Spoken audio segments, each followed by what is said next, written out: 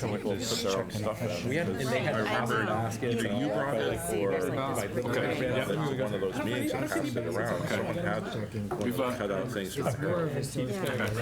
It is, but We're recording. awesome. Greetings. How many nonprofit leaders does it take to figure this out? We can tell nonprofit leader jokes after our meeting, Barbara. Anyway, welcome everybody The start. to our April 10 meeting of the Portsmouth Cultural Planning Subcommittee. So I am John Mayer, and I'll chair the meeting in person, but our co-chair, Karen Rosanna, is with us on the Zoom. So I think we may be tag teaming, although we haven't coordinated that, but I'll just defer to Karen when the time comes. And actually, Karen, do you want to say anything to the group? Just hi everybody, and I'm down in sort of sunny South Carolina. A little warmer there, but I'm glad to be with all of you, at least over the Zoom. Great, thank you, Karen. So everyone should have the meeting agenda with them. So before we get to our check-in question, just wanted to say I think the main focus for our meeting will be reports from our subcommittees. I think we did a great thing last meeting when we created our work groups, if you will, and I know each of the work groups have met. So I think we'll run down our list and we'll get a report from them. Then we'll have, towards the end of the meeting, just open conversation, any questions or discussion about how our process is going. You know, you all saw my notice about stepping down as co-chair, so we'll talk a little bit about that. Any other business, if things haven't been mentioned that need to be mentioned, we can bring them out. We'll review the meeting and then we'll adjourn. And just FYI, our next meeting date is Monday, May 8th at noontime. Once again, we'll be meeting here in meeting room A. So that's what I have. Karen, do you have anything that you'd like to add? Yeah, just on the meeting locations, I think it was our aspiration to rotate the meeting locations to the different nonprofit venues across the city, which sounded ideal, but it just ended up getting very complicated, especially trying to do the public meeting portion and having all the Zoom equipment.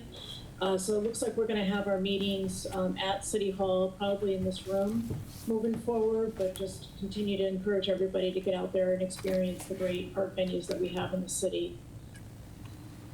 Great. Thank you. Karen, do you want to say anything about the check-in question that's on the agenda? Sure. Yeah, what John and I've talked about from the get-go is I just think having some sort of a check-in question or icebreaker, something in the beginning of all of these meetings, just allows us all to get to know each other a little bit more and figure out how we can grow and learn. And what we thought would be appropriate now that we are, I guess, about 2 months in with the subcommittee is maybe just to check in on community engagement, on committee engagement for all of us. And just to, again, reiterate, we have such a diverse and talented group of individuals that are part of this committee. Your contributions are all very valued, your experiences, your skills, which was our check-in question at our last meeting. But I guess the question that we have for today, and if all of you would just like to pull out a piece of paper and just write down, you know, what is it that would keep you engaged as part of the subcommittee between now and the end as we look to create this cultural plan? So let's say it's between now and the end of December, might be very early 2024. So I'm just going to pause there and just give you a chance to kind of reflect on that. And if you would be willing to, if you feel comfortable sharing what would keep you engaged. If not, I've asked, I think there's Jeffrey's in the room. He could collect those, and it is something that we are going to be putting importance on and assessing and really just factoring into how we operate as a subcommittee. Let me just give you all just a couple minutes to give that some thought.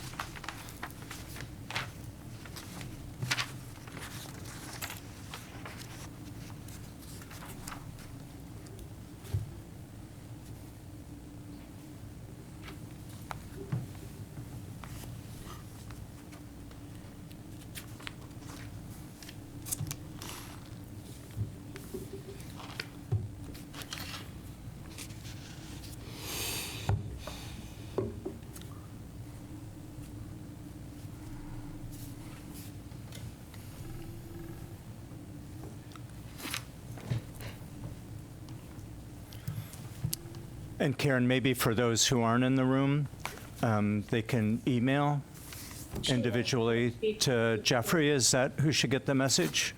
Jeffrey or you, or both you and Jeffrey? Sure, if you want to copy myself and Jeffrey, that would be great. And I see, it looks like there's some people still writing or thinking. At this moment, would anybody like to share? Would you feel comfortable sharing? Because this obviously is critically important. You want to keep the group together and intact and productive and all of that. So just let us know if anybody would like to share. Barbara. I see Barbara on the Zoom would like to say. Go ahead, Barbara. Hi, everybody. So mine is a process issue, and for me, and I'm not going to presume everyone, but I kind of think it might be fair to assume others might feel this way. I would like to see this meeting go to an hour, and I would like to see us expand it as we get further into the process. A quick, efficient check-in meeting at this level is important. I think the bulk of the work will eventually be done by the work groups, and those reports will what make this meeting really important. So a quick hour check-in, every month or every couple weeks, whatever it is we decide, and lengthen that meeting as needed as we get into the real teeth of this is what I would keep me able to be involved too. Great. Thank you, Barbara.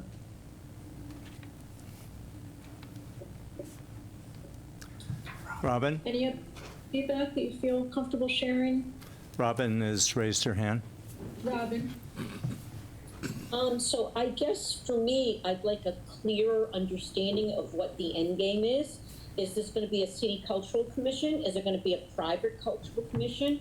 Are there going to be paid staff, volunteers? And I know as we work through this, we'll get clearer on that. But for me, I like to have an idea of what we're specifically working towards as our end game.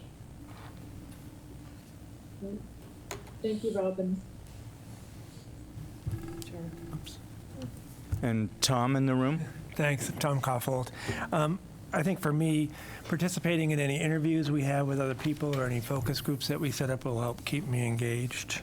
And I'm also willing to research and compile any work that's already been done by other committees throughout the past 20 some odd years. Can you put the microphone in front of you a little bit more, or make it Sure.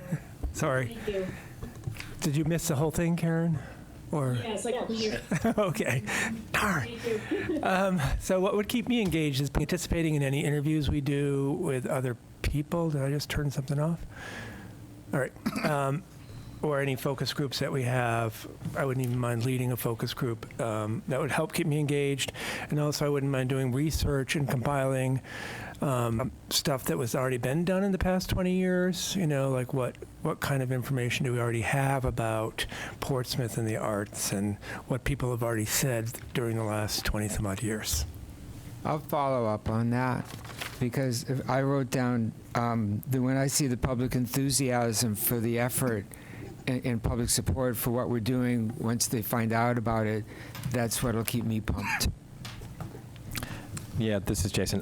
That's exactly where I was going to go. I think the sooner we can put together collectively a calendar, get it out there with some announcements, start to identify ways that the community is going to be able to actually participate and engage, I think it's going to make it a lot more real, not just for this committee, but for this city. And I think the energy that's going to come from that is going to be tremendous. And I think all of us, it'll help carry us through all the work that needs to be done.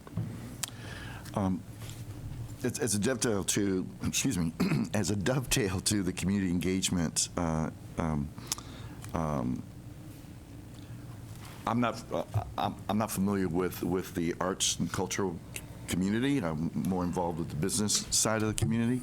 But I would be very interested in knowing who, some of the individuals are who are in that community to engage, have an understanding of maybe in the past, particularly with organizations such as ArtSpeak, what's worked, and I think that's come up before. you know, as an organization that was in place. But I think, for me at least, it would be very helpful to understand who some of the individuals are in the community or the greater community that maybe I could speak to and get some ideas, information from, and then report back. If I can clarify, that's actually one of the work groups. So Yes. these things are already underway. Right, I'm just not familiar with, Barbara, of who the individuals are. So when we say, you know, interview people in the community, whether it's business community, like through the chamber, or through the arts, the cultural, community, I'm not familiar with these people. This will be, next month will be my 5th year here. I've done a tremendous amount of traveling outside of Portsmouth in business, but I'm fully engaged now. And just would love to know who these, who maybe some contact individuals are who would help me out. Thanks, Gerard. Thank you.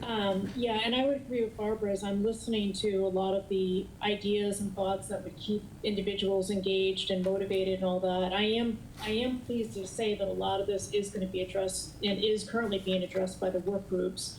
So stay tuned in the next 20 minutes or so. I think you'll be hearing some very inspiring updates, and there's been a lot of great work that's already been going on with those work groups. So just in the essence of time, I'm just going to move us along here. But again, if you did not have a chance to share out, if you could please share your responses with Jeffrey. He's going to collect those papers or email those to us. That would be wonderful. So I think from here, we're going to move into the committee minutes. So Jeffrey? Yeah, I guess there's just questions or comments about what I sent. Any edits? Then I would ask for a motion to approve the minutes. Motion to approve? Should approve. I take it that's unanimous. Well, who seconded? I did. Okay. Oh, sorry. Oh. Second. Jared, motion Yeah. by Jason, second by Jared. All those in favor of accepting the minutes as written? Aye. Aye. Opposed? By like sign, I guess. Motion carries unanimously. The minutes are approved. Now we can move to Karen, would you like to lead the work group reports?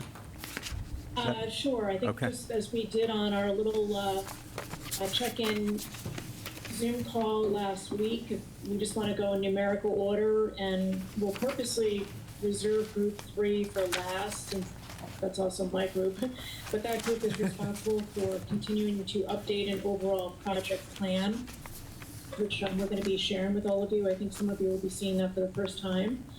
But why don't we start with work group 1, 2, and then we'll go 4, 5, and bring it home with 3, if that's okay. All right, Karen, Work Group 1 met earlier today, and I'm going to let Beth start us off. It's Beth, Ellen, and myself who are working, and we talked about, the best way to concisely convey what we're talking about to the rest of the group. Go ahead, Beth. Okay, thanks, Russ.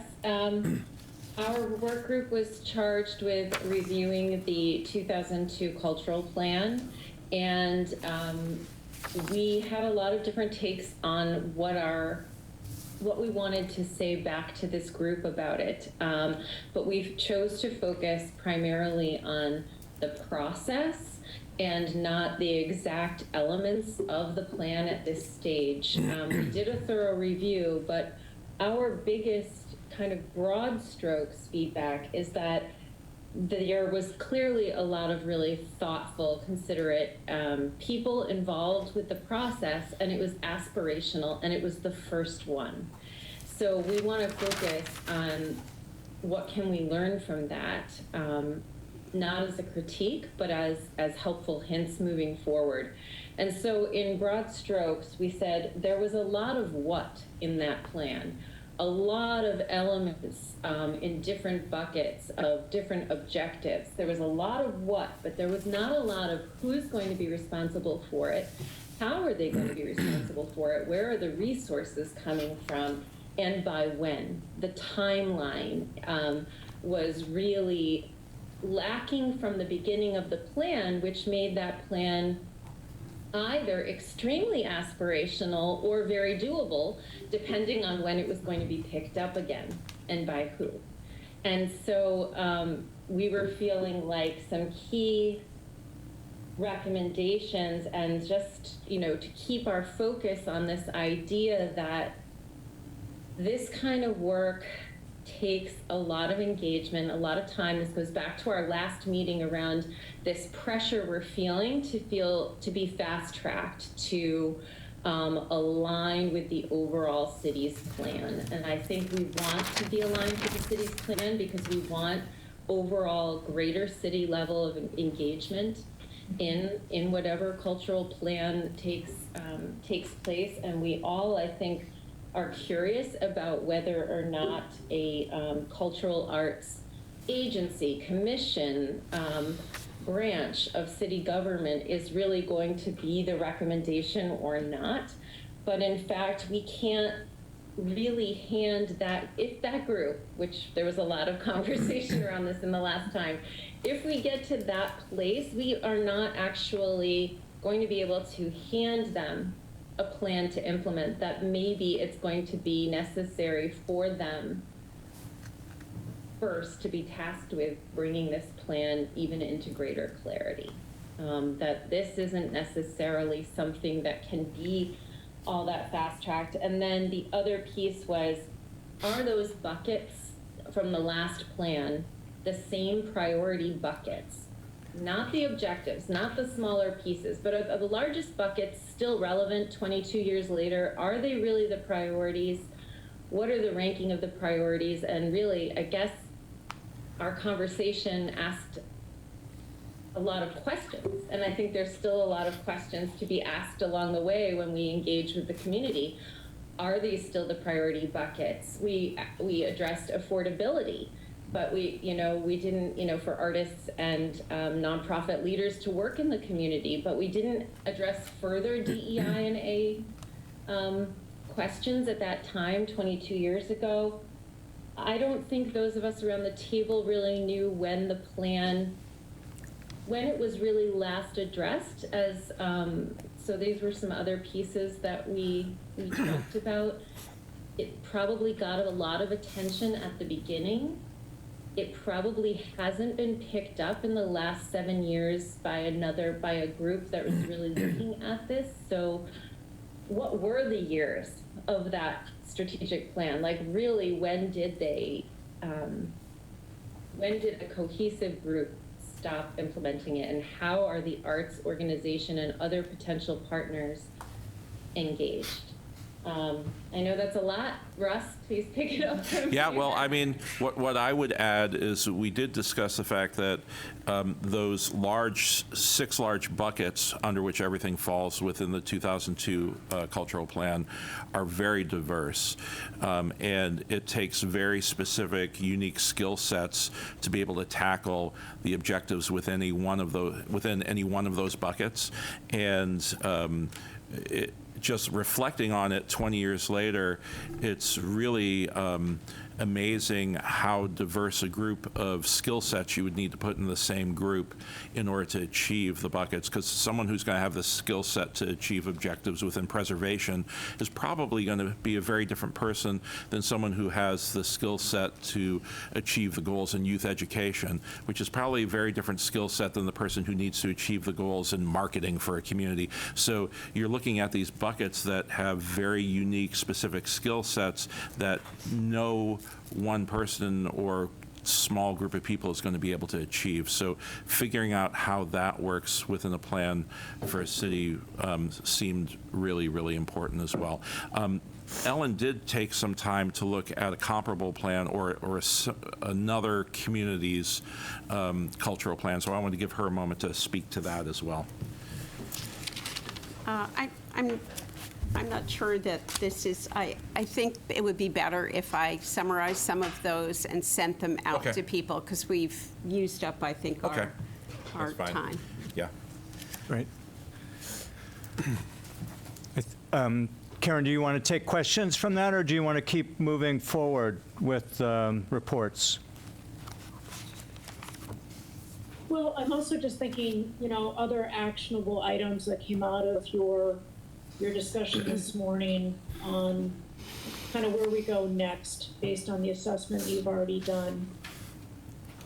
Well, we have a spreadsheet that we all have access to really go in detail, point by point, through the last plan, and try and have an understanding of what was accomplished from the last plan, what was sort of accomplished or partially accomplished, what was not tackled, what is relevant today from the plan 20 years ago, what is there in the plan 20 years ago that may not be relevant today, and then bring that discussion to a larger group eventually. So really looking at it with a fine-tooth comb at the level of just a few people, and then having other people have the opportunity to, once we've shared our views on that, to say, oh, well, I thought that this point is probably more important than you're giving it credit for, or that, and having a discussion there. So I think part of our charge is to make sure that nothing from the plan 20 years ago drops through the cracks if we want to transfer it to the new plan,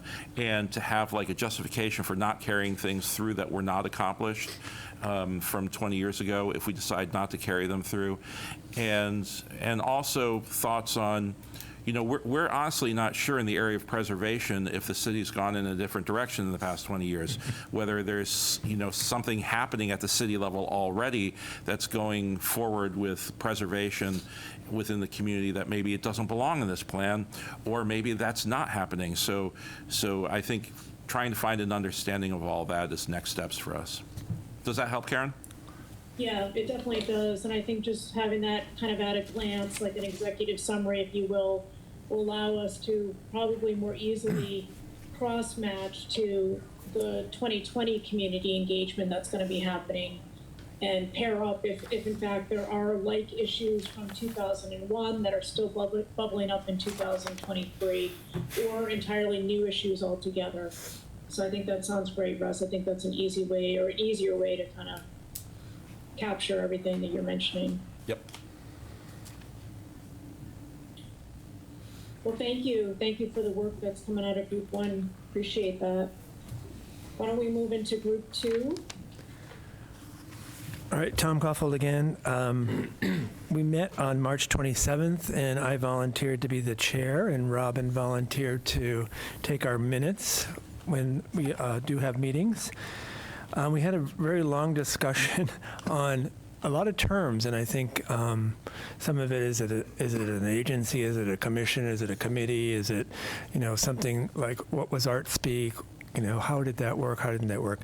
Anyway, we had a very long discussion on a lot of different topics around Art Speak and a cultural agency, and we kind of came to the conclusion that we really needed to work on an ordinance to get some kind of official city, whatever we want to call it, started. And we have Kate from the City Council on our work group, and she's been working a lot behind the scenes for the last year and a half on this. So at our next meeting, she's going to kind of fill us in on everything that's been done already to that aspect.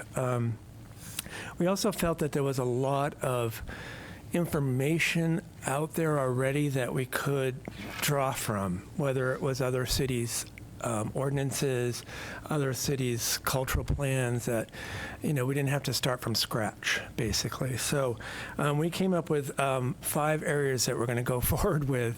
The first thing we're going to do is review and interview the people from Art Speak, the folks that were actually involved, and other committees we might have some overlap there, so it might be worth coordinating with other committees that might want to speak to people that were involved in Art Speak.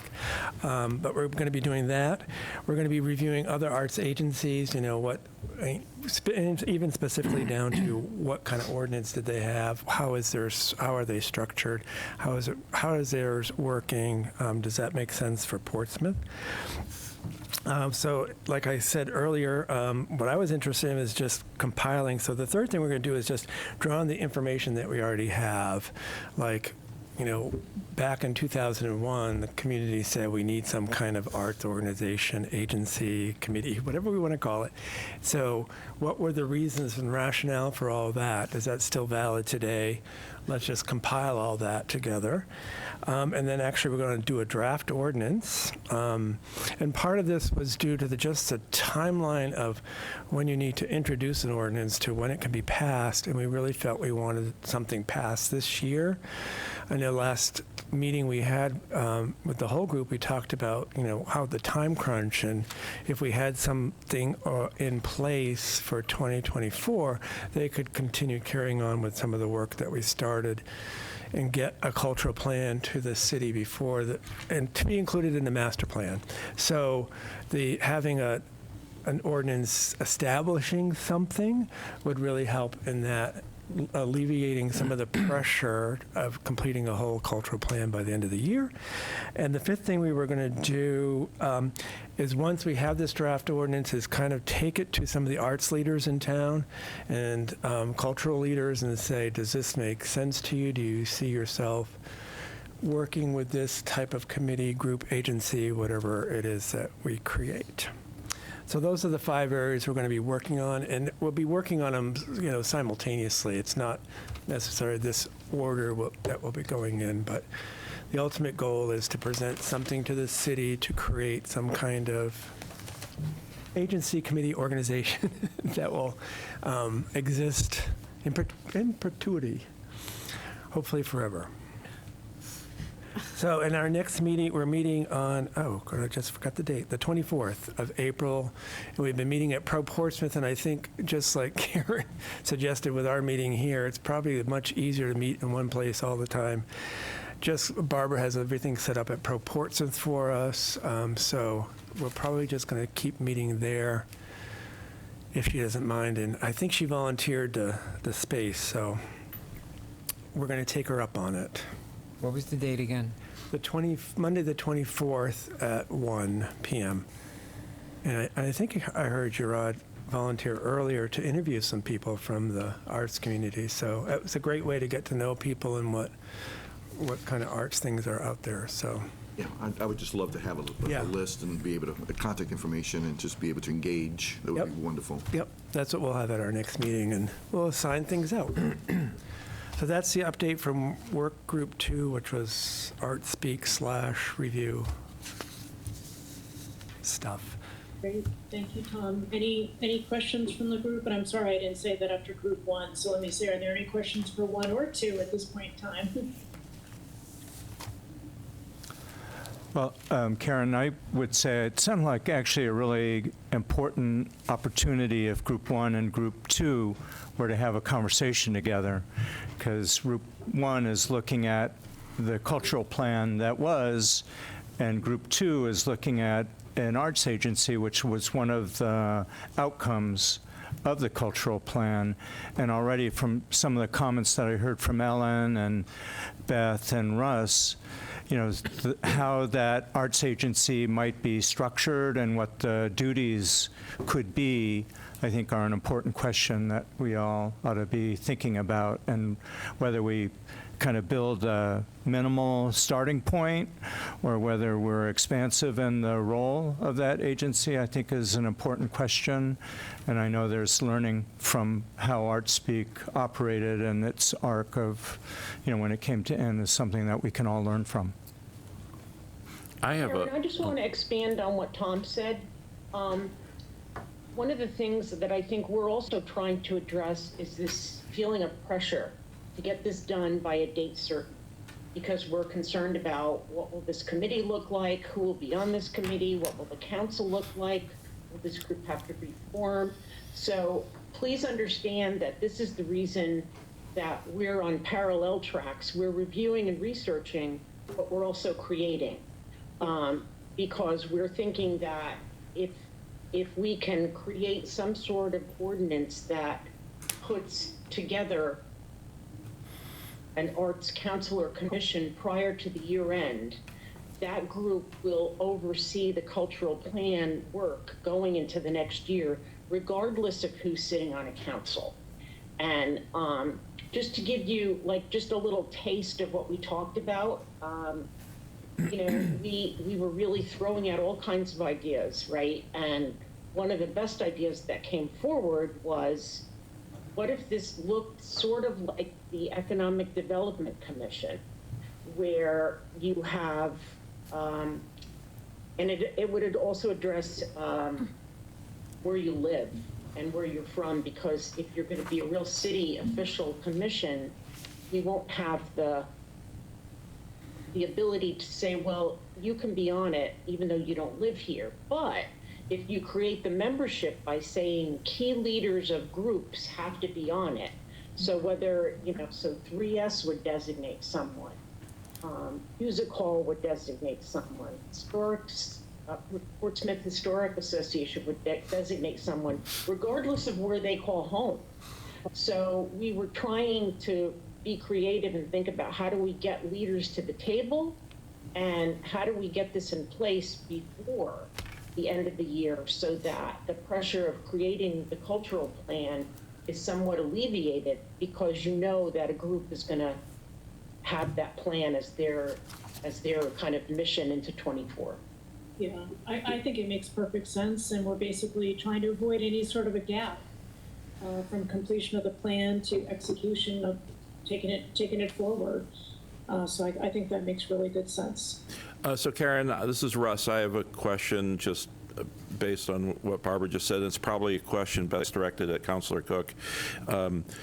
How do you see the process for moving forward through something like this working? Because I think, my immediate thought is it's probably not the domain of a subtask work group to get from point A to point B.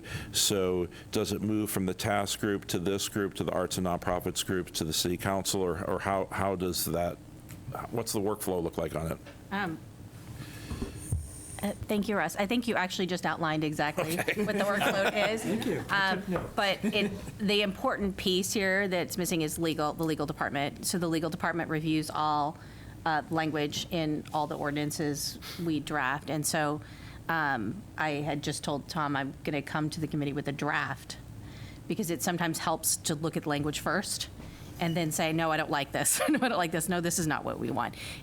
And then go through that process so that it's already pre-vetted with legal before it even comes to this group or the next group, so that it's much easier to address, I think. But when it comes to the council, it has to have 3 readings.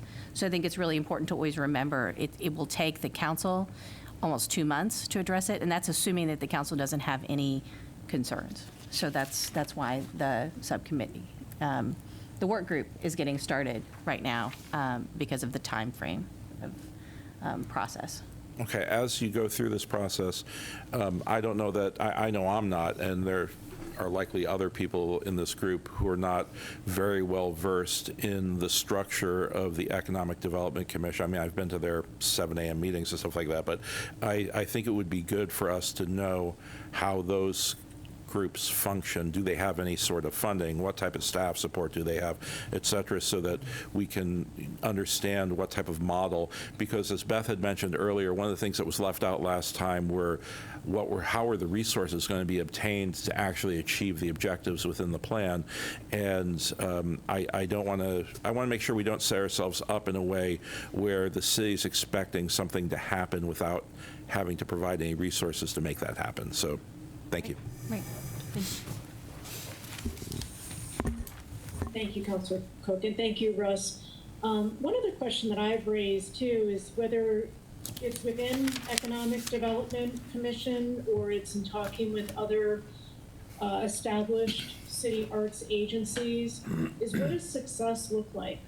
So how are these different councils defining success? Have they met those metrics? If so, I'd be just curious to learn what they were and how they've met them, because I think that will help us kind of determine how this council establishes success as well. Erin, I hope you don't mind my commenting, but I want to just keep timeline, like how you define success. When are we going to define success? So that we can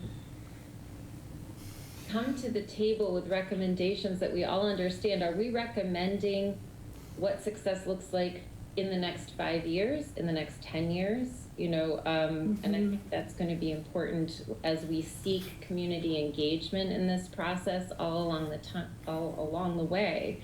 Is really, what are the chunks of time that we're working within? Yes, I agree, and I would imagine somewhere in that new Arts Council, proposed new Arts Council, that they have some sort of deliverables, if you will, or check-in points at certain intervals as well. So I guess all to be determined. I think you're bringing up some really good points, Beth. Thank you. Any other questions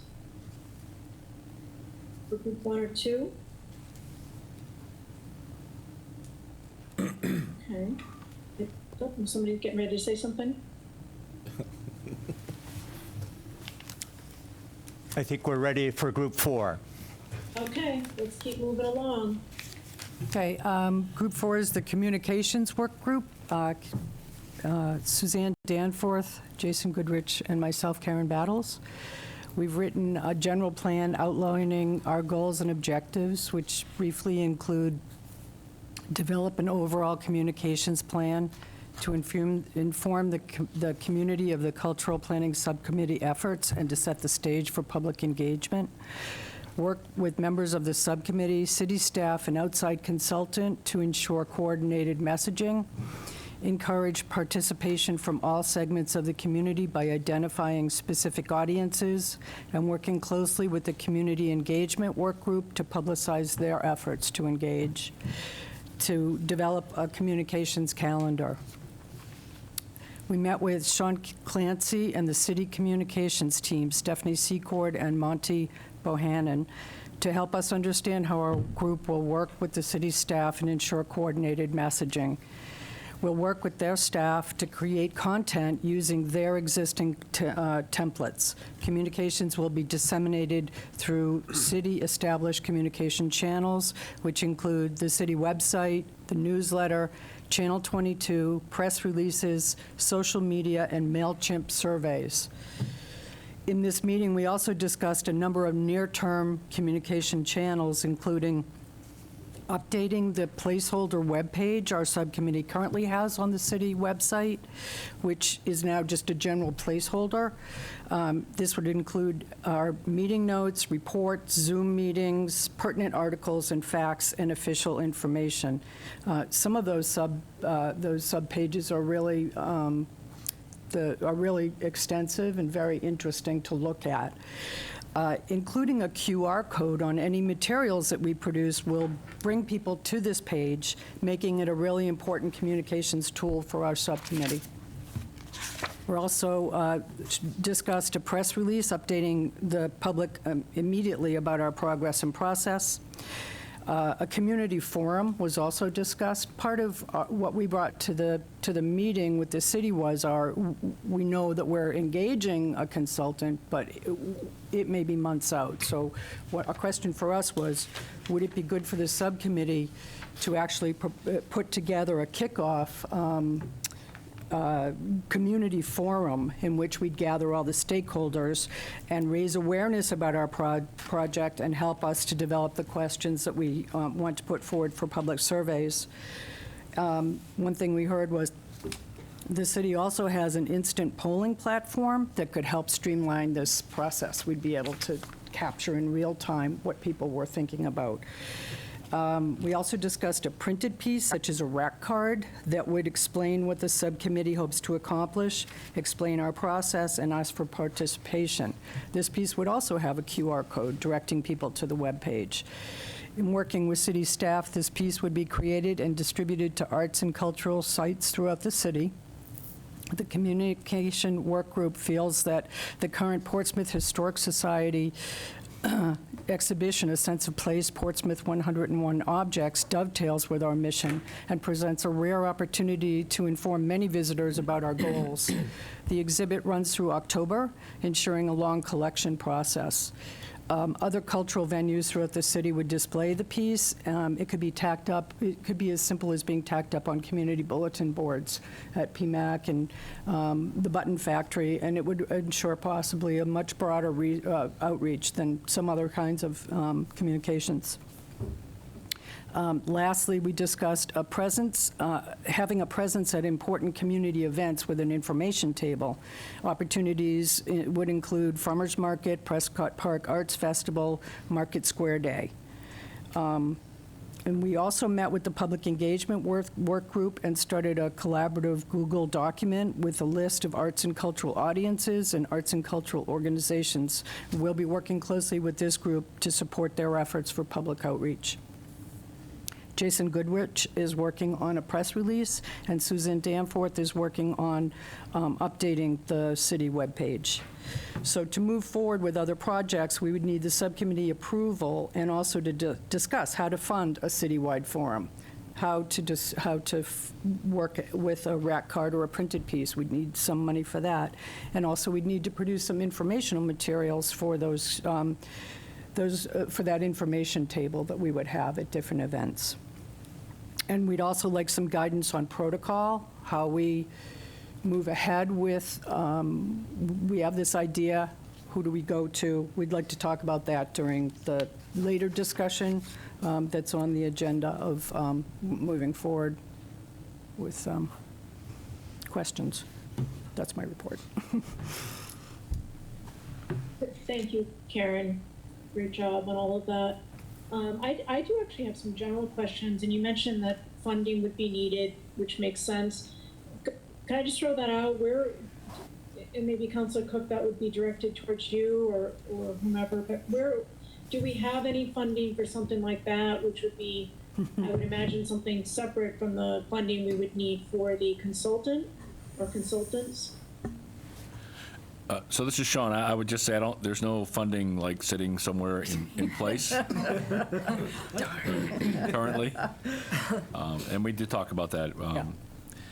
So no, to answer your question, Karen, there's no funding just sitting in place somewhere. But you had mentioned the possibility that that since we're waiting 2 months out for the consultant, if there were some part of that budget that, I don't know. There's no funding, okay. Well, no, right. I mean, there's no other funding, right? There's funding for this effort primarily, right, we talked about it, it's primarily, I guess, earmarked for the consultant, the RFP, but if that money doesn't all get used, I don't know if that would be available. Right. And I can add to that, if your consultant that comes on board decides to disseminate a card, clearly that comes out of the consultant's, right. Okay. Budget. So some of this, I think, will be resolved once you have a consultant in place, because they will be factoring that in in their bid. Does Stephanie and Monty have any funds for their own department budget that could be used for that? No. No, Monty told me just recently on another topic, he does not have funding for that. If I may remind the group about funding and how it impacts and continues to impact the larger committee, is we received funding from the city that represented the leftover monies from ArtSpeak. That money was used to create and disseminate a marketing plan. That money is gone. So there is no money from ArtSpeak or any other kind of double secret fund. What I will say, but it would mean a nonprofit representing the group and acting as a fiscal agent, there is always money to be had from grants for specific projects like you're talking about, communications and research, but you would have to coordinate that with a nonprofit, and they would have to be willing to act as your fiscal agent. Takes time. So it's John here. I guess thinking about our assignment to execute this process, there's no question that funds are going to be needed, and we are putting a lot of our hopes in an RFP, and through that RFP to realize the money that we need. So I know Group 3 is working on this overall plan, so everything that we're thinking about, I'm going to guess, is going to be identified as some aspect of that overall plan. But the question will be, when we hear from the consultant, and if the entire scope of that plan cannot be covered with whatever money we have, we're going to be faced with the question, how do we do all that we want to do if we don't have the funds that are needed for it to happen? And the communication piece may be the most obvious one now that we're talking about, because I think, you know, all of this is important. We are thinking of community engagement as our goal. Let's get the people out there involved with us. If we can't communicate with them, it seems to me that aspect of this process is going to be in jeopardy. Look, this is an immediate need. It can't wait for a grant. But Ben Van Camp from the Chamber has taken an interest in this process. So I would suggest start right there and maybe, I mean, this isn't a huge expense. And maybe the Chamber would sponsor it. Kate? And let me add, once again, you have a lot of resources at your disposal already. Yeah, yeah. So you have the city newsletter, you have the city Facebook pages, you have the resources of having 2 staff members that are in communications that are willing to work with you and provide those updates as needed through the city. So it's not as if you don't have some funding. You are getting indirect funding through getting that support.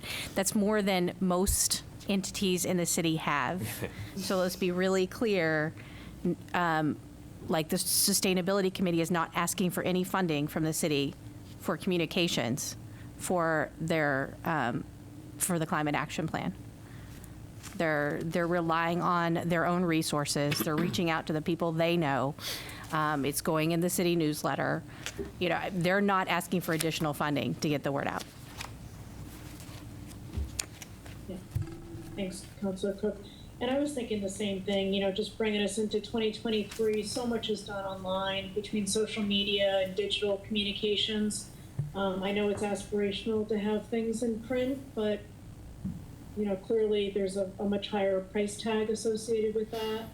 So I agree, just really trying to turn over every stone and figure out what resources we have at our disposal that are low to no cost. On a positive note, I had a quick conversation with Howard Altschiller of the Portsmouth Herald Seacoast Online the other day, and I'd mentioned to him the work that we're doing as a subcommittee, and you know, was sure to mention the fact that the last one that had been done was 2002. So I presented this and positioned it as, you know, this is big news, and Howard was very interested in the idea. So I'd asked him where we should send press releases to or who we should communicate with, and he actually, you know, suggested I reach out directly to him. So my hope is that this is going to be something that we're going to get, you know, obviously our local media to get behind, and I think that'll be a really wonderful forum to begin to have the types of conversations that we want to have with the community. I would just quickly add that this appeared in newsprint in the Herald. Yeah. So they published, I believe, 750 copies of it and distributed it in the newspaper. So I think that's something that we might want to think about going forward at some point. Yeah, and Ellen, at your recommendation, I was able to track down the individual that created that print copy, and he's got his own business now up in Kittery, Maine, and we are going to be checking with one another just to see if there's any aspects of that we might be able to use moving forward. So stay tuned, you know, especially really focusing on cost. If there's anything that we, you know, the city of Portsmouth owns as it relates to that document that we could actually reuse, if you will. I guess also on that note, and just thinking through, Karen, your comments, should we think about some sort of branding as it relates to this cultural plan so that as the community sees updates or aspects of what this committee is doing in the cultural plan itself, that it's easily identifiable? So I'm just wondering if any thought has been given to that. Again, not looking for somebody to create some fancy brand, but is there something that maybe we can either be creating or you as a work group, or tapping into city resources. And is something like that even permissible through the city of Portsmouth? I can answer that. That kind of brings me to what my task was, which was looking into what we might want as a website instead of the placeholder. And that took a lot of looking at what other communities have done, and there's a plethora of information. But Karen unearthed, I would say, one of the good models for us, which is the Safe Water Advisory Group, which already has a webpage from a format status and content. Content obviously is going to be driven in a different way than the Water Advisory Group. But I have a page here I can send to you looking at things we might want to do based on other communities that have done this, and things we might not want to do. And when you get it, one of the things that we hadn't really talked about, but I think is important, is how do we pull the schools into this? And Pull the what? How do we pull the schools into this? And there is one very helpful website about how to do that and how to help teachers make lesson plans, and who are the stakeholders in the schools. Basically, we're at the point of identifying visuals and graphics, especially like I said, in the communities who have relevant cultural websites. And finally, we will obviously work with city officials for collaboration and for resources. And maybe I was thinking the IT department might have time, and I know time is money. And I'm not even sure what you have as an IT group. No? Chuckles. I'll give you the same answer I gave to the EDC. Well, we just recently stood up an IT department, so we did not have one prior to the end of last year. And now we're converting an awful lot of city systems. We're protecting ourselves in terms of cyber. Yes, yes. And so we're standing a lot of things up, and they're really not available for the EDC per se. Now, what they're going to do is come to me as their liaison and say, is there some data we can start to look at to fulfill our mission? And it's my job to kind of sort through that and find the information. But I can just say as a general rule, there's not a lot I can ask IT for, just because they're doing so much to bring literally the city up to speed on a lot of things, which is great. We're getting new tools. But I just want to go back to Councilor Cook's comments. I mean, Monty Wahan is amazing. Stephanie Secord is amazing. Right. These are resources, and we will figure out how to get things done. And just to the other comment about the other departments that are not, that are basically doing things themselves, I think the difference is you have a planning department, you have DPW, you have staff. That's one thing that this group doesn't have, because you're looking at it. Meaning, as your liaison, I don't have staff, right? So that's why we're kind of more networking and coordinating and pulling in what are those resources. And it's the same thing for the Economic Development Commission, which you all mentioned earlier. It really does flow through, I guess, my ability to get things done with existing infrastructure. I'm going to jump in for a second. Sorry, Karen. I think we're anxious about our remaining time for the meeting. We have two more groups. Hey, Karen, one more quick thing for that group, a suggestion. If you're looking for look or branding or imagery, look no further than the work that was done for the marketing plan. There are some amazing images that were put together by Darcy Creative with the Chamber of Commerce. And so maybe there's a way that they will help us pull something from that can be used as the image that goes on a city newsletter, whatever the case may be. But it exists already. So have a look at that before you go out and ask somebody to create something else for you. Absolutely. And can I add to that really quickly? The Portsmouth Energy Advisory Committee created its own logo So that was just one of the committee members created the logo for the city of Portsmouth, and then they adopted it. So what I'm trying to say is that a lot of this work happens at the committee level. The committees do it. I was a graphic designer, so I think I can pull something together. That's terrific. Wonderful. Okay, group Yeah, five. if the arts, if as an arts committee, we can't figure it out, then who can? We've got a lot of talent here.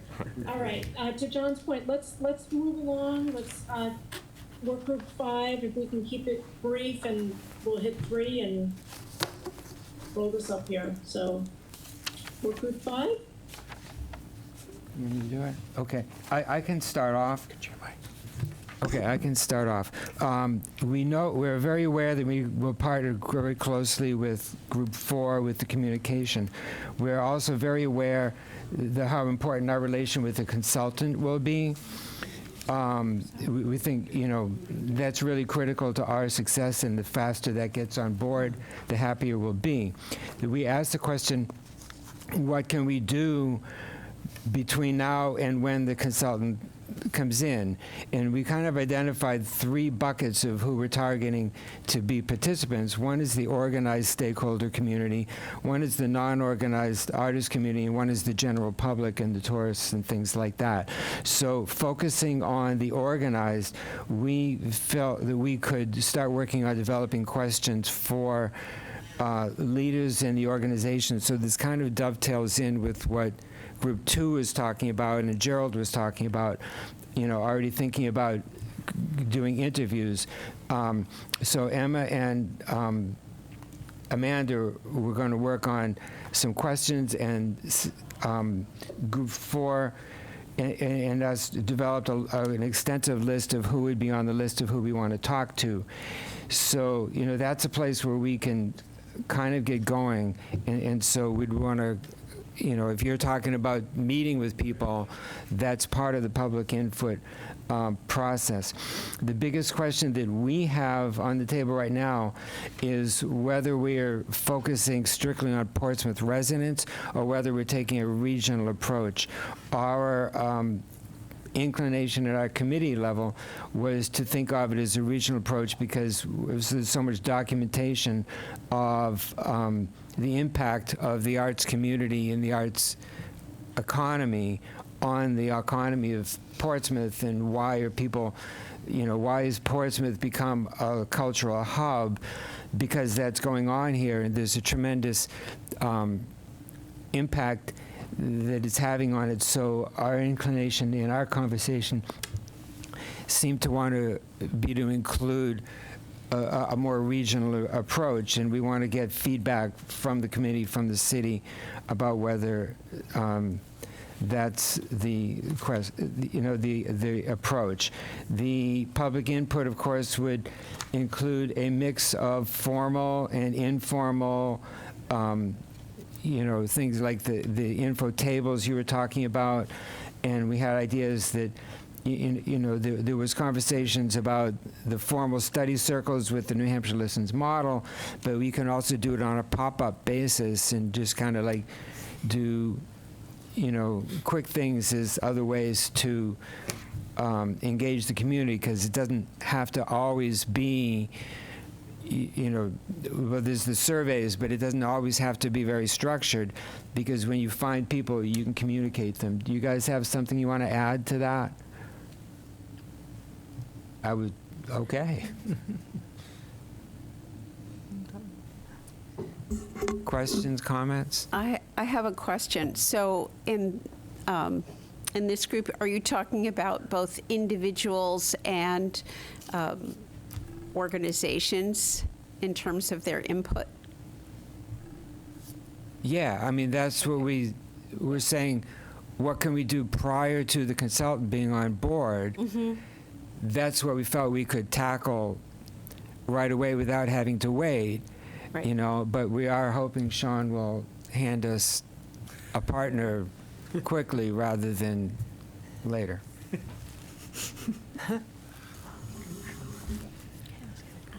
That seems like a good segue.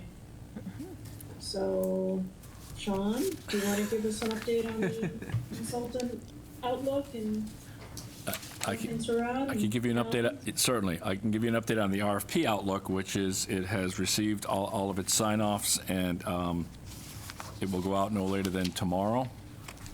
So I'll be sharing that information with you. I guess it's basically going to be out there.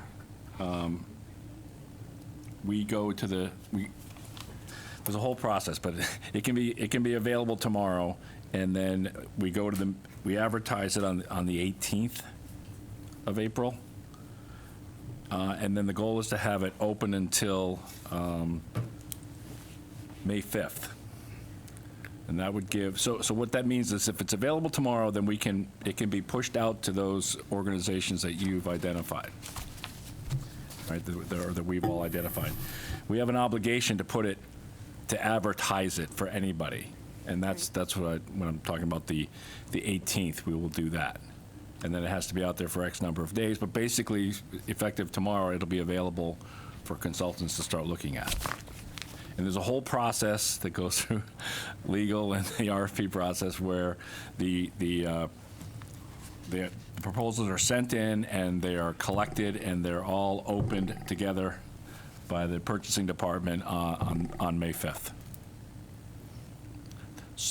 I'm not sure exactly what happens after that, but we have time to figure that out. But that is the update that I received this morning.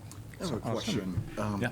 And I mentioned, I think, the last time that we met here, I'm familiar with the RFP processes in the public realm. Is it hosted, Sean, on a particular site, or is it the Portsmouth site and then it's open to the public, or does it get pushed out through an organization, as I mentioned, GovWin, Gov for government, Win for wins? That's a blast that goes out at large. I'm not sure exactly how it goes out, but basically everyone will have, anybody submitting a proposal or having questions will have to work through the city website. Okay. Right, so like if they have a question, they don't call me. Right. So normally, any kind of a public entity, normally the RFP is directed to that site eventually. But in terms of publicizing the RFP, is that pushed out, like, is it hosted by any other site, or is it just strictly through the Portsmouth procurement site? I don't know the answer to that. Okay. But I can ask that question. Okay. It would just be helpful, I think, if you wanted to get more RFPs. Okay. Is there a cost associated with going out through the gov.win? I'm not familiar with the cost. I subscribe to it. Yep. And so there's no cost to my employer. Yep. To subscribe to that. So I don't know that there's an issue. There's a cost for It's a posting. cost, yeah. But I look at all 50 states. Yeah, I think you're bringing up a really good point. Any way we can use effective channels that the people we're trying to target are looking at on a regular basis, that's going to impact the responses we get. Right. Yeah. CommBuys is another one. CommBuys, CommBuys. The answer last month was no. Okay. So you mentioned you don't know what happens May 5th once we get it all, the evaluation process. So I think because last time you described how we take the applications, we prioritize them, we engage with one agency that we like the best. So how we handle that is really up to this committee. Mm-hmm.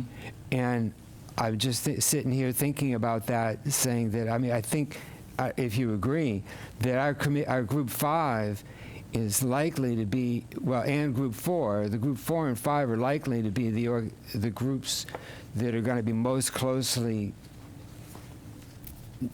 tied in with who we choose. So I would like, to make sure that our group and Group 4 have a strong input on that process of prioritizing and who we talk to first. That's a committee, that's a suggestion to this committee, that if we could do that. Are you talking about the vetting of potential candidates for the role? Okay. Just to be clear. Right. What I'm saying is, we have it in work group 3, that's actually one of the tasks of work group 3, that very item that you're describing. Of course, continuing to gather input from the broader subcommittee, and Alan has graciously offered to be the liaison, given all of his extensive experience with RFPs, just to cut down the number of people that are reaching out to Sean.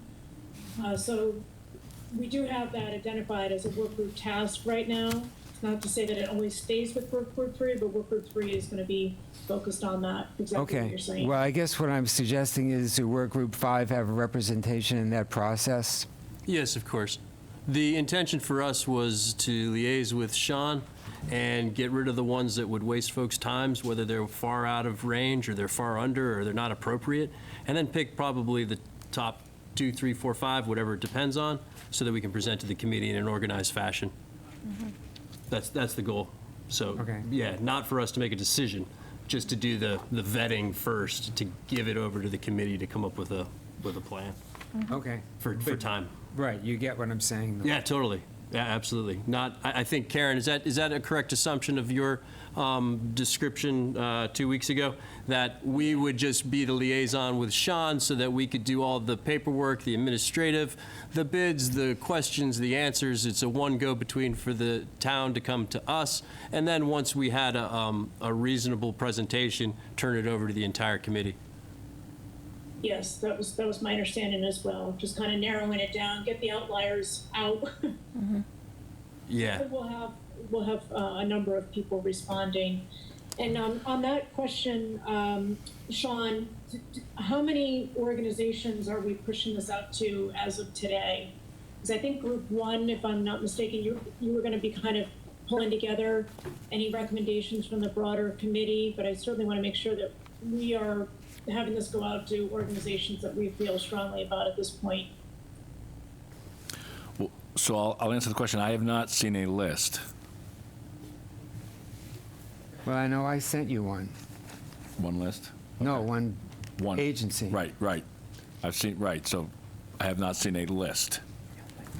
If there is a list being put together, or if everyone's going to email me individually, that's fine. I can make a list and make sure we get out to Can I those. ask work group 1 just Yeah. to take the lead with that and to get that to Sean as soon as possible? Yeah, that was unclear, Karen, so we can work on that. Okay, that'd be great. Okay, just in the essence of time, and Sean, thank you. I know that you're trying to move that through at record speed probably, so really appreciate all your efforts there. Let's move forward. So Alan, do you want to just flash up, or should we just share with, because I know we are tight on time, the overall plan and the matrix? And John, to your credit, John put a lot of time and effort into this initially, and we've just really tried to keep it up to date and have the documents align, the language align, so, and especially the matrix is, kind of the executive summary at a glance on what the planning process is. Sure. Just for everybody's benefit, John and Karen worked out the draft of an overall plan of action and milestones that's quite thorough. There's 2 versions of it. One is a text-based prose version, and the other is an Excel matrix with a timeline connected to it. Then Karen, Tina, and myself kind of looked at this 2 weeks ago. Made sure that they were both in synchronization, which they, for the most part, were. We were just cleaning them up because they had some separate terminology. But once this is sent out, I think you'll see that it's just a good overall starting point for how we're going to be tracking things. It's a 7-phase plan that's basically, I'll just go through it for you. Preparation, information gathering and research. Phase 3, assessment and analysis. Phase 4, organization and consultation.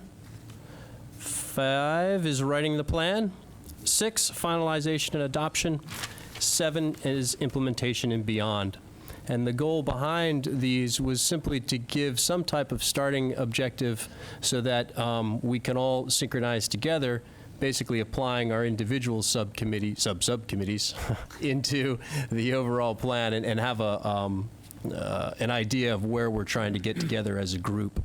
So I think you'll see that, and we'll be looking for your own personal feedback on them, and as they change over time, it's a dynamic concept, obviously. We'll hit some obstacles, but we can keep tracking that and helping you to stay on task and on focus.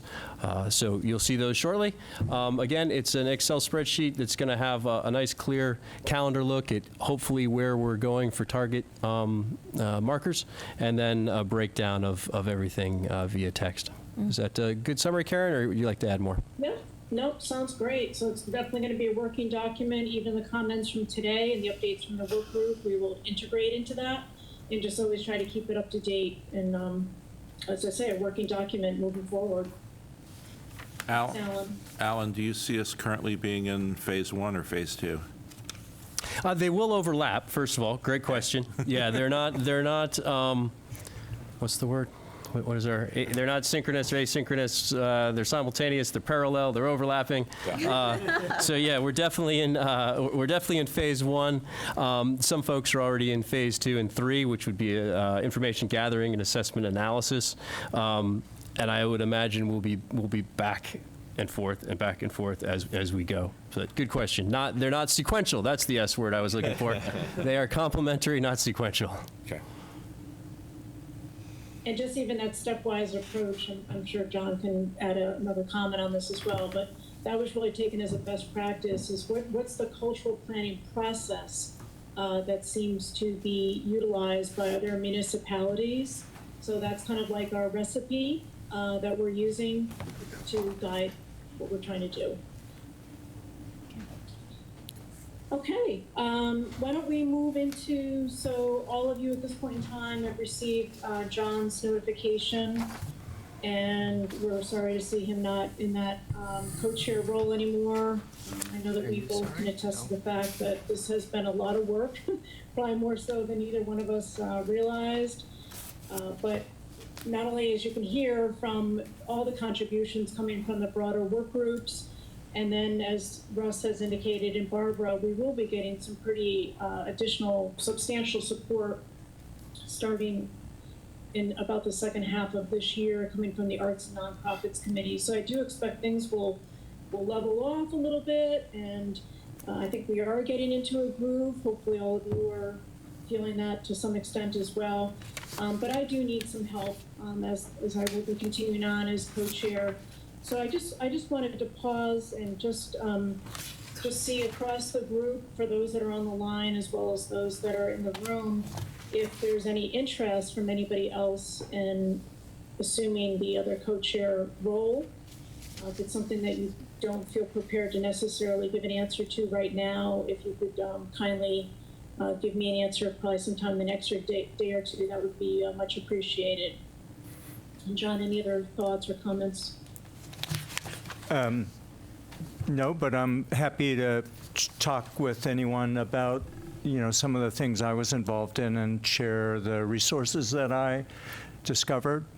I do think, just as everyone's given their reports and we've been talking about the work of the different groups, the big challenge is definition, so we can agree what it means to do community engagement, or what our various segments of the plan is going to be. And I think that's probably the greatest challenge that we face, with everyone working separately, coming together and having a common definition of what we mean by the work that we're doing, so it feels like we're all together.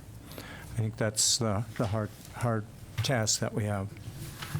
But I am, just now that I have the mic, it's really, I fell into a much bigger assignment than I realized, and for whatever reason, I am my own worst enemy here. I really jumped into it, and I found myself overwhelmed and not really capable of serving this project or the other projects that I'm involved in. So I'm happy to continue on the subcommittee, happy to be part of Group 2. Those are things that I think I can contribute to, and I remain a resource for everybody and happy to do things, but I'm just taking on the coordinating role as a little bit more than I could take. So Sorry, apologies for stepping back. Thank you, John, and thanks for your many contributions so far. I'm glad you can stay on with the committee. So if John hasn't scared you away, are there any takers in the room or online that would be interested in throwing their name in the hat?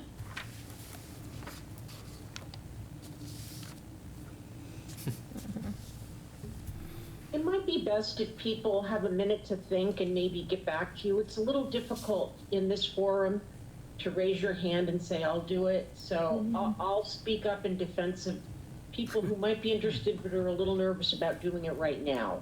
Sure. Just that maybe in the next couple days, everybody, if you could think about it. And I will tell you from my work to date with Karen, she's really been a great partner, and don't be afraid to take the plunge with her. Thank you. Would it be appropriate to call it a vice chair?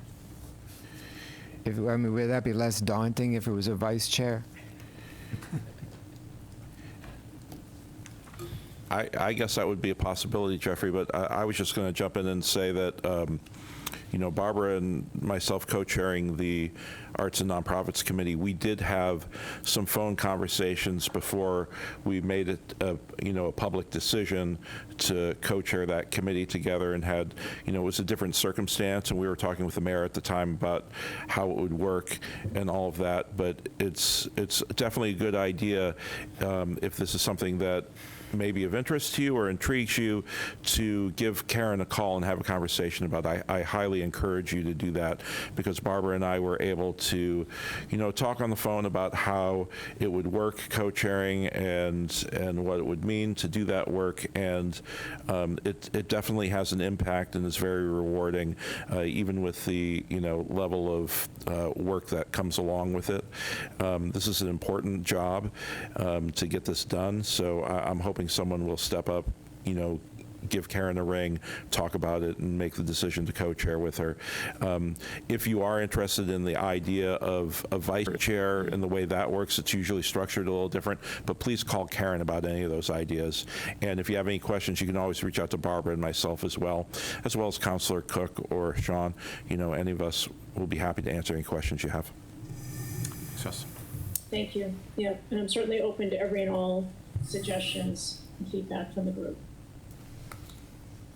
And I realize, I apologize, I skipped a very important section, and I know we're in the final 8 or so minutes here, but I just wanted to put out there if any particular, just having a discussion around the process itself, any major issues that are bubbling up that we haven't already discussed this afternoon, also any solutions that you'd like to bring to the table. So we really want to make sure the process is going as smoothly as possible, but I know, there's been bumps, as I think we expected. I think we are starting to get more into a groove in many ways, but let me just pause there, and if anybody would like to freely speak on any particular issues that are on your mind and any solutions you have. Well, I'd like to recommend everyone read the book, What to Expect When You're Expecting a Cultural Plan. It's helpful. Of course, that doesn't exist. So remember that. There's no roadmap to exactly what we're doing. So there's going to be fits and starts, and that's okay.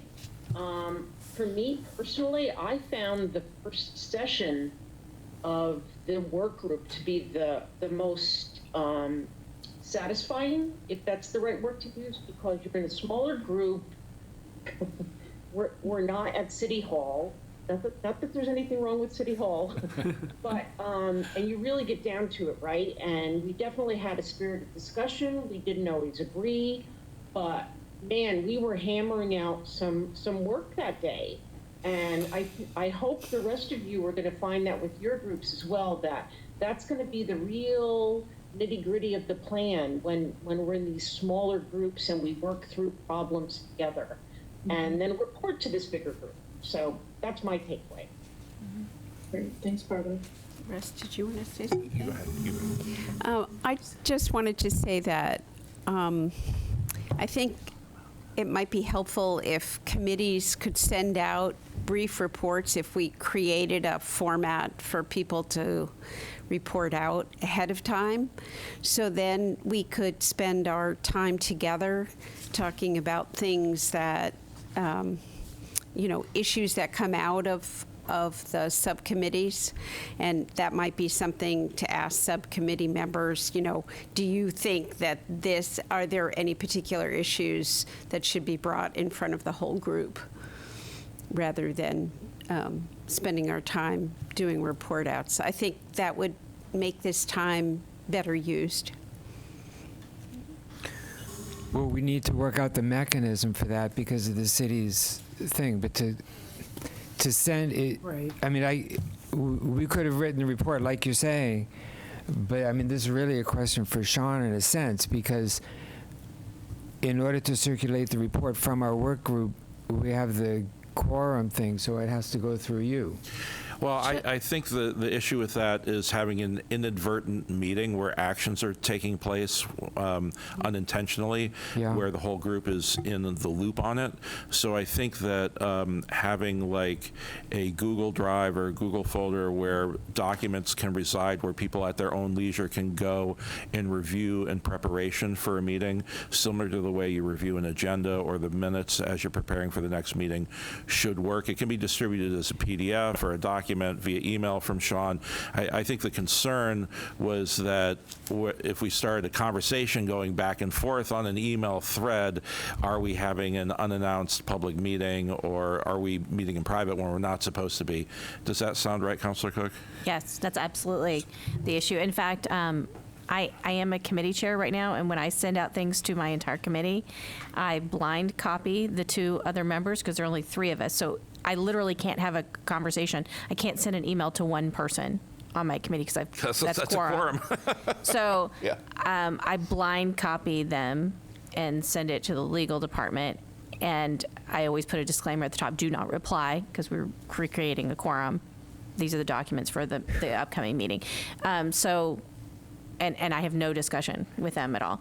So that's the goal, is that you don't have any discussion at all via email if it's with the whole committee. Yeah, with the group, yeah. It can go out, though, as an attachment to the agenda, which is not unreasonable. So if somebody creates somebody conglomerates, takes all the input, puts it together, and gives it as an attachment to Sean, then he can send it out with the agenda. Right. So Okay. I received two today, and I sent them out.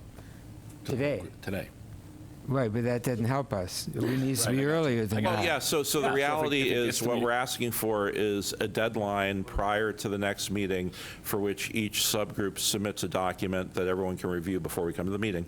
And that goes to Sean, and that gets all sent out with the agenda. So I would assume that you're looking for everything 7 days before the meeting. Yes. Or 5 days at least, depending. All right, so if we updated Google Docs, that's not a problem. If everyone knows where to go look for it. But here's what I would caution. This is the only thing that I think is a concern there. You need to make sure that the information is publicly available to everyone, because you don't want the committee coming here to discuss things that are not publicly accessible, because it'll be confusing for the public. So you would still want to send it out.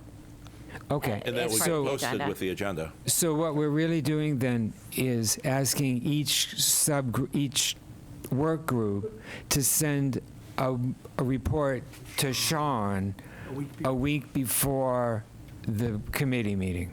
Yeah, the Monday before. It might be better that it comes to me, and then and Jeffrey, and I can pull together all 5 of those from the 5 different work groups and have it embedded into one document, and it's attached to the agenda. Sounds good. If that works for everybody. Yep. Sean's happy with that. Yeah, he just smiled. Thank you, Karen, because Sean does not have anybody to assist him with this task. So I will do that, and I'll just ask all the work groups to get it, and I'll put out a reminder just a week before the actual meeting. We've got 1 minute to go. Is there any other business? Yes, there is. Two things from the communications work group. First one being press releases. I just wanted to get consensus here that it would be okay when we are getting ready to drop a press release. We have one now that's in draft form. This would be announcing kind of what the group is up to, what's going to be happening moving forward. We would like to be able to not have to have the entire press release to the committee prior for approval. Instead, kind of outlining what it would cover. You know, this is the approval. I don't want everybody editing. It'll just get too complicated. So I guess what is the best process? Do we put faith in the communications team that we're effectively communicating something in a press release, and then obviously sharing it with your team, and you guys can say, yeah, you know, reformat or whatever. I don't want everybody playing editor. That's all. I would make the suggestion that the committee chair or co-chairs see it. Yeah. And that it has city approval from both our council representative and our staff representative. And if that's met, I'm fine with anything going out if other people don't see it. Okay. People would be aware of what's in it. We would give an outline. Yeah, that's fine. Okay. Second thing, I reached out to Kathy Somsich over at Portsmouth Community Radio, and we started talking a little bit about this, you know, just trying to make some noise around what we're doing. And she said, oh, this sounds really interesting. Who could I talk to? So I guess I wanted to get the group's feedback, you know, who could go on the radio and talk about this? Who could respond to Howard All Children, give an interview to somebody at the Herald? You know, what do we think as a group? You know, how do we want to handle that? Barbara, you're the one who seems like you have a lot of background doing this kind of work. Did she hear you? I don't know. Do we have any thoughts from anybody in the room or anybody online? Maybe I can share, if you ever need a city councilor so that you get a little bit more attention, I'm happy to be that person, clearly, Fabulous. for you. Okay. So if it means like you're submitting an op-ed to the paper, or you want me to co-author it so that, you know, it maybe gets more attention and gets published, I'm happy to do that. I'm happy to be there as a second, but I think it's really important that the committee the community sees this as a volunteer-led effort, that I'm not the face of this committee. I think that that's the really critical thing about what we do at the city, is that we have volunteers who commit an unbelievable amount of time to making sure things like this work. And I think that we should have a volunteer face out in the community. Yeah, I would. Lots of us are able to. You should do it with Councilor Cook. I think that would be a great combo. I think lots of us are capable of being interviewed by Kathy on the radio. Yeah. You know, and I don't think we have to worry about faux pas and stuff like that, you know? I mean, it's just we're talking to a person. Like you said, a volunteer. So, I mean, if Kathy called me up and said, you want to get interviewed on the radio, I'd say, sure, I'll be there. And lots of us would. It doesn't have to be set, oh, this is the person who's doing it. I tend to agree, except that because we have a communications subgroup, I think they should be in the loop when someone goes out and speaks publicly about what we're doing. So it's fine. I don't have a problem with anyone on the committee speaking publicly about it, but I think it's always best if we have a unified understanding of how we're moving forward, and we're kind of sending that responsibility to the communications group and our chair. Yes. So and then the keeping them in communications loop. group finds one of us. If Kathy says, I'd like to interview totally. somebody, it goes to group 4. Yep. And group 4 says, okay, we'll get you someone. And Is that reasonable? Yeah, Can I add on to that one? Because Jeffrey's got a great point. It was exactly what I was thinking. I think if the communication plan is the group that organizes it, there's so many people here with such varied experience, and I know that media often like to have 2 quotes from 2 different people in there. You could assign the 2 people that best fit whatever that source media is, and then you've got great quotes from multiple people, and then you can keep robbing them. So it looks like, wow, this is this massive thing. So good idea, Jeffrey. I like it. Yeah, great ideas. I'll just add to build on Councilor Cook's comments. If you're speaking as the committee, you're speaking as the committee, not the city, right? Not the city council. I don't, right? I mean, it's because that's really important. This is the credit. You're here. You've been appointed. You've been approved, but you're a volunteer committee. You're not city staff, right? You're not city council. And I will just say to you, my experience is you need to remind people who you are speaking on behalf, which is yourself or this group. And that's really important because it adds to the credibility. It also keeps people out of hot water, like me. Well, maybe the communications group could issue some guidelines. Here's what we all agree to as how we identify ourselves and the committee and our role. And I think if each of us has a copy of that, if you sent that to us, then we can all be on the same page and saying the same thing. That would certainly make it easier for me if I was going to be doing any kind of communications work. And it's a great opportunity to have those conversations with people. Karen, can I just want to throw in a thought here. I appreciate that everybody wants to be involved. I do. And I think it's a great idea. But there's also real power in having somebody be the spokesperson for a group. Because then you ensure real consistency, that they're continuing to say the same thing over and over again. So I just want to put that out there, that a group like this, and it could be from Group 4, that appoints a spokesperson, so that when any of us get a question, we can address it, kind of, but it's important to have a go-to person. I've always found that when I work with groups like this, it saves a lot of headaches and heartaches when you have one person that's consistently answering questions. Yeah. I think that's great, Barbara. I still would like the general information so that when each of us goes to particular groups that we're involved with, whatever that happens to be, we're all talking about this group and using some of the same language. Yep, makes but sense. I think you're right that it's great to have a spokesperson. And then last thing, I would love to, and I know this seems a little silly, but I'd love to get a picture of this group. Perhaps next meeting, get as many, again, At the beginning. for Yeah, social beginning. media. We want to, this is a group of volunteers, a group of wonderfully eclectic people. We're supposed to be representative of the community at large, and it would be awesome to start to capture some of this, to be able to share, and so that it's not just the City Hall faces, and although your faces are lovely, but, people who, you'll get to talk about it and get more people approaching us to say, hey, what can I do? So perhaps next meeting we could get as many people here as possible, and I could even try to coordinate a photographer being here. All right, Yeah. cool. Thank you. Maybe just a reminder on that would be great, but I like that idea too. Good visual. Picture paints 1,000 words. Yep, cool. Karen, before we end the meeting, I don't know if this was circulated to everyone, but I just want to make sure everyone's aware. Ed Simeon, who was with the Players Ring, has stepped off the committee. He's left his role at the Players Ring, and he's not a resident of the immediate area, so it didn't make sense for him to continue on. He was an alternate, but I just wanted to make sure that his absence was explained for people in the room, and we wished him the best, and he wished us the best, and it was a very amicable parting. It just had to do with his role not being the same as it was when he applied to be on the group. So just wanted to make sure everyone was aware of that. Thanks, Karen. Thank you, Russ. And I actually have one quick announcement. I will not be at the next committee meeting. I have a conference that I'm attending related to another committee that I serve on, the Keeping History Above Water conference is that Monday. So if there's a lunch break, I'll try to get here, but I'm not sure what the schedule looks like yet for that conference. So just apologize in advance. I won't be here on May 8th. Thank you, Kate. We will Photoshop you in if need be. Okay, I want to just call the meeting.